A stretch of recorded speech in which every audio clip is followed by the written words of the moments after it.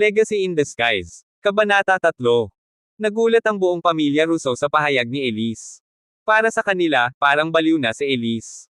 Ang makipagnegosasyon sa Altair Group, ang pinakamalaking kumpanya sa Nanjing City, ay isang halos imposibleng gawain. Sino ba naman ang mag-aakala na papansinin sila, lalo na't makakakuha pa sila ng kontrata?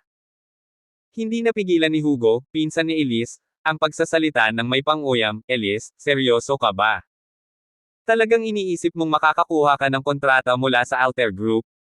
Sumingit din si Sophie, kapatid ni Hugo at pinsan ni Elise, na may halong pang-uuyam sa boses. Ate Elise, kilalanin mo naman ang sarili mo. Ikaw, tapos Altair Group. Hindi ka dapat nakikialam sa mga usapang hindi mo naman kinabibilangan. Baka mapahiya pa ang buong pamilya. Sumangayon ang ibang kamag-anak, tama. Kapag tayo'y tinanggihan, kakalat sa buong Nanjing City ang kahihiyan ng pamilya Russo. Namula si Elise sa hiya, mabilis ang tibok ng kanyang puso. Mula nang pakasalan niya si Adrian, bumaba ang tingin sa kanya ng pamilya. Nadamay pati ang kanyang mga magulang. Para kay Elise, ang pagkakataong ito ang tanging paraan para makabawi. Ang proyekto sa Altair Group ang susi para makabangon sila. Ngunit sa gitna ng pang-iinsulto, para siyang nalulunod sa kahihiyan.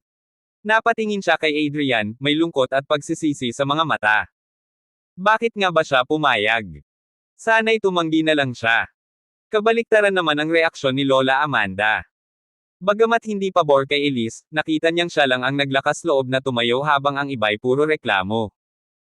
Paulit-ulit siyang naghahanap ng magpapasok ng proyekto, at ngayong may tumayo, binuhusan agad ng malamig na tubig. Mas lalo siyang nadismaya kay Hugo. Para itong si George Russo, ang ama nitong duwag. Mula sa malamig na tingin, bigla siyang nagpahayag, ngayong may makikipag-ugnayan sa Altair Group, hayaan niyo si Elise ang humawak nito. Kinagat ni Elise ang labi. Opo, Lola. Gagawin ko ang lahat ng aking makakaya. Ngunit ngumisi si Hugo, malamig at mapanlate, at kung wala ring mangyari sa pagsisikap mo. Kapag tayo'y nabigo, mas malaking kahihiyan lang ang aabutin natin. Ngunit sumingit si Adrian, kalmado ngunit may halong tapang sa tinig. Bakit ganyan ang pananalita mo, Hugo? Hindi ba karapat-dapat ang pamilya Russo sa isang partnership sa Altair Group? Nagulat si Hugo. Hindi niya inakalang maglalakas loob si Adrian na magsalita sa harap ng pamilya. Nakita niya ang seryosong ekspresyon ni Lola Amanda, kaya agad siyang naghanap ng palusot. Hindi naman ganun ang ibig kong sabihin. Ang punto ko lang, hindi realistic na si Elise ang makipag-negotiate. Ngumiti si Adrian at malumanay na nagtanong, paano kung nagtagumpay siya? Handa ka bang tumaya? Natawa si Hugo, puno ng yabang. Game. Anong pusta mo? Diretsyong sagot ni Adrian, kapag nakuha ni Elise ang kontrata, luluhod ka sa harap ng buong pamilya, 3 beses mong hahalikan ang ulo ko, at aaminin mong mali ka. Pero kung hindi niya makuha, ako ang gagawa niyan sa'yo. Payag ka ba? Hahaha. Tawang-tawa si Hugo. Nagpapatawa ka talaga, basura. Sige, patulan ko yan. Tumango si Adrian, kontento, narito ang buong pamilya bilang saksi. Kapag umatras ang isa, ibig sabihin, isinumpa niya ang sariling ama, ina, lolo at lola. Sinadya ni Adrian ang katagang kamatayan ng lola dahil alam niyang hindi kakayanin ni Hugo na isumpa si Lola Amanda. Hindi na nakapalag si Hugo. Alam niyang hindi siya mapapatawad ng kanyang lola kapag umatras pa siya. Sige. Sagot niya, puno ng kumpiyansa. Narinig niyo yun. Saksi ang lahat. Nagulat si Elise. Pilit niyang pinipigilan si Adrian, pero huli na. Hindi rin interesado si Lola Amanda sa kanilang postahan. Para sa kanya, iisa lang ang mahalaga, kung makukuha ba nila ang kontrata ng Altair Group. Kung magtagumpay si Elise, ayos lang sa kanya kahit tawagin ni Hugo si Adrian ng ama. Tumayo si Lola Amanda at mariing nagsabi, tapos na ang pulong. Elise, may 3 araw ka. Gawin mo ang lahat para makuha ang kontrata. Yan lang ang kailangan kong marinig. Pag-uwi ni na Adrian at Elise, sinalubong sila ng matinding galit ng kanilang mga magulang. Nanggigigil na wika ni Carmela, Elise, nababaliw ka na ba? Bakit mo pinatulan ang kalokohan ni Adrian? Tanggapin ang trabahong yun. Nasuran ka na talaga ng bait. Pati si George ay hindi nakapagpigil. Adrian. Ikaw na basura. Pinatay mo ang anak ko. Galit niyang idinagdag, kung hindi mo makuha ang kooperasyon ng Alter Group, huwag mong iisiping makakalusot ka.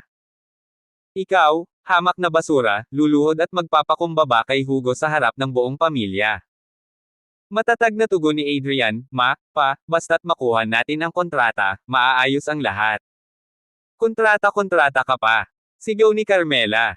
Alam mo ba kung gaano kalakas ang Alter Group? Sa palagay mo ba papatulan nila ang pamilya nating ito? Ngumiti si Adrian. Baka nga makita nila ang potensyal. Sa tingin ko, may pag-asa, at sigurado akong makukuha ni Elise ang kontrata. Tumawa ng mapanlate si Carmela. Ganyan ba talaga ang tingin mo? Inaakala mong ikaw ang boss ng Alter Group. Gamitin mo naman yung utak mo.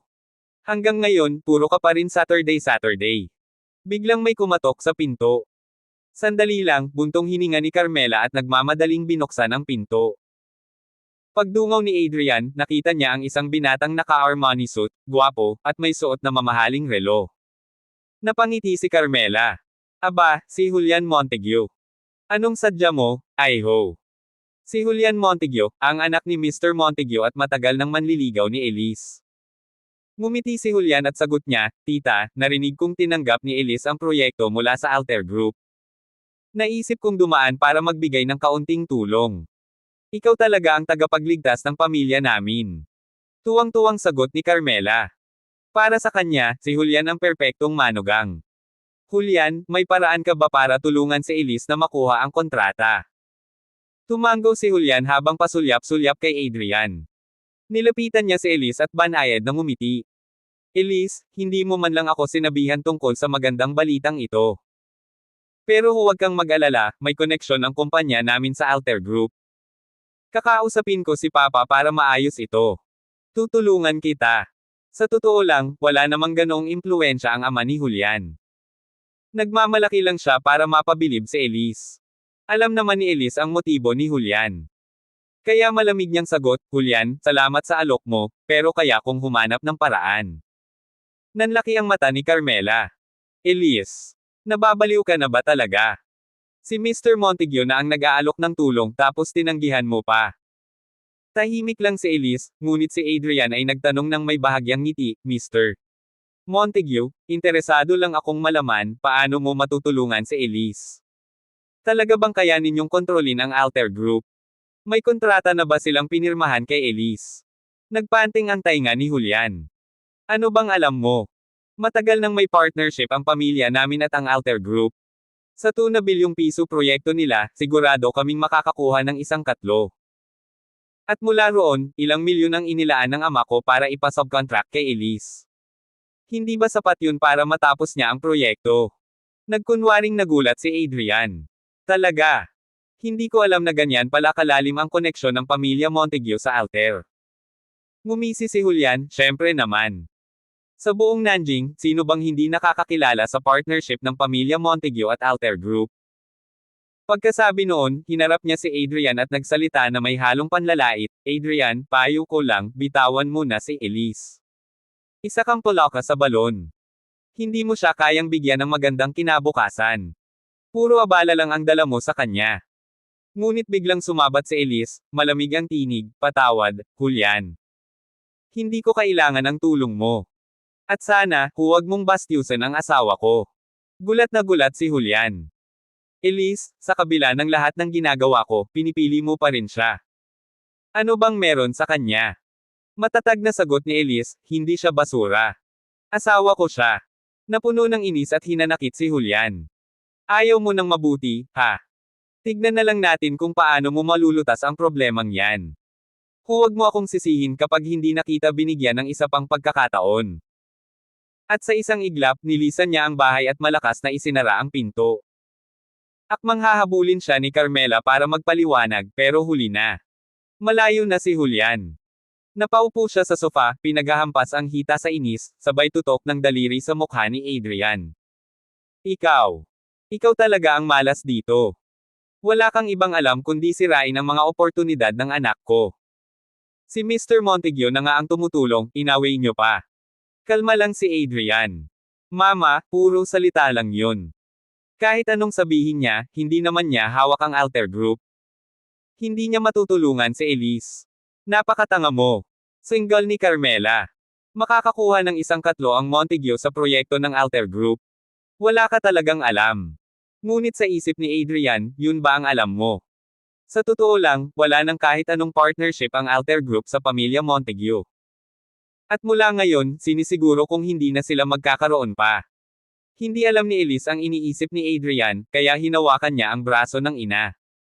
Mama, huwag mo na pong sisihin si Adrian. Mag-uusap kami sa Alter Group, at aayusin namin ito. Bumantong hininga si Carmela, puno ng panghihinayang. Bakit ganito, Diyos ko? Ang anak kong babae, dapat na pangasawa ang isang Julian Montague, pero etot ang nakuha, isang basurang lalaki. Maaga pa lang ay dala na ni Elise ang proposal na inihanda niya kagabi. Kasama niya si Adrian nang dumating sila sa Alter Group. Habang nakatingala siya sa napakataas na gusali ng Alter Group, hindi napigilan ni Elise ang mapabuntong hininga. Paano ang isang dambuhalang kumpanya gaya ng Alter Group ay papansinin ang pamilya Russo? Humihingi lang sila ng 30 milyong halaga ng proyekto, parang isang pulubing kumakatok sa pintuan ng isang bilyonaryo. Tunay ngang parang isang biro. Pero nangako siya sa kanyang lola at ina. At matapos niyang tanggapin ang responsibilidad sa harap ng publiko, wala na siyang atrasan, kailangan niyang subukan. Napansin ni Adrian na kabado si Elise, kaya marahan niyang inayos ang buhok nito at marahang sinabi, huwag kang mag-alala, mahal ko. Kakayanin mo to. Magtatagumpay ka. May halong pag-aalinlangan ang sagot ni Elise, sana nga mahal ko, maghintay ka lang dito. Pagkasabi nito, huminga siya ng malalim at tinipon ang lahat ng lakas ng loob bago lumakad papasok sa gusali ng Alter Group. Habang papalayo si Elise, tumawag si Adrian sa kanyang telepono. Danica, nasa loob na ang asawa ko. Alam mo na ang gagawin. Agad ang sagot ni Danica, Mr. Laurent, huwag kayong mag-alala. Sisiguraduhin kong magiging maganda ang karanasan ni Mrs. Laurent. Muling nagtanong si Adrian, totoo bang may malalim na kooperasyon ang Alter Group sa pamilyang Montague? Sumagot si Danica, oo, malapit ang naging ugnayan nila noon. Sa katunayan, gusto rin nilang makisali sa bagong proyekto at nakapag-submit na sila ng mga documents. Pero, nasa inyo pa rin ang huling desisyon, para kay Mr. Lau Montague sa bagong proyekto. At hindi ko sila pakikisamahan sa anumang hinaharap. Mabilis ang tugon ni Danica, naiintindihan ko. Aasikasuhin ko po agad. Samantala, nasa loob na si Elise ng gusali ng Alter Group at naghihintay sa front desk. Hindi niya alam kung talaga bang gustong makipagkita sa kanya si Miss Danica Dubois, ang vice chairman ng kumpanya. Ilang sandali pa, isang babaeng assistant ang lumapit sa kanya. May maayos at magalang itong tindig. Kayo po ba si MS Elise? Inaanyayahan na po kayo ni MS Danica Dubois sa kanyang opisina. Sumunod po kayo sa akin. Tumanggo si Elise. Hindi pa nga ako natawag sa pila, pero tinatawag na ako. Alam kaya ni Miss Danica Dubois na darating ako. Pero imposible naman na kilala niya ako. Bagamat naguguluhan, alam ni Elise na bihirang pagkakataon ito. Kaya't nagmadali siyang sumunod. Pagdating sa opisina, tumayo agad si Danica Dubois at magiliw siyang binati, magandang araw, MS Russo. Ako si Danica Dubois, ang vice chairman ng Alter Group. Sa harap ng kilalang superwoman ng Nanjing City, hindi maitago ni Elise ang kaba. Magandang araw po, MS Dubois. Narito po ako upang i-present ang proyekto para sa hotel. Totoo pong hindi ganoon kalakas ang pamilya Russo, pero matagal na po kami sa industriyang ito, at kilala kami sa maayos naming reputasyon. Habang nagsasalita, nanginginig pa ang kamay ni Elise habang inaabot ang mga dokumento. Narito po ang mga impormasyon tungkol sa aming kumpanya, pati na rin ang mga qualifications. Ngumiti si Danica habang tinatanggap ang dokumento. Mabilis itong tumingin-tingin at saka nagsabi, MS Russo, nabasa ko na ang mga dokumento ninyo. Sa tingin ko, posibleng makipagkooperasyon ang Alter Group sa pamilya Russo. Ha? Totoo po ba yan? Halos hindi makapaniwala si Elise. Agad-agad.